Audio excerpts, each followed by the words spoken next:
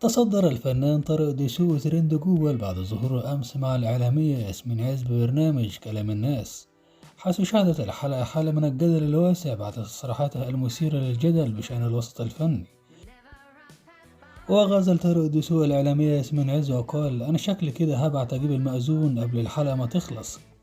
لترد ياسمين عز قائلة: إحنا إخواتي يا أستاذ طارق، أنا أخت الضيوف في البرنامج. وكشف الفنان طارق الدسوقي سبب اعتذاره عن العمل بمسلسل العمدة للفنان محمد رمضان، والذي سيعرض في شهر رمضان 2023.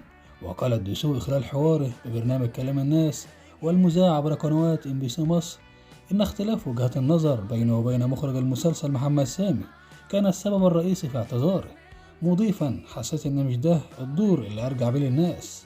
وقال طارق الدسوقي إنه تزوج مرتين ولا يفكر في الزواج للمرة الثالثة. وأوضح طارق الدسوقي في حوار مع الإعلام عمرو خليل في برنامج من مصر والمذاع على شاشة CBC إنه أب ل4 أبناء، وهم لوجينا وأحمد وهنا ويوسف.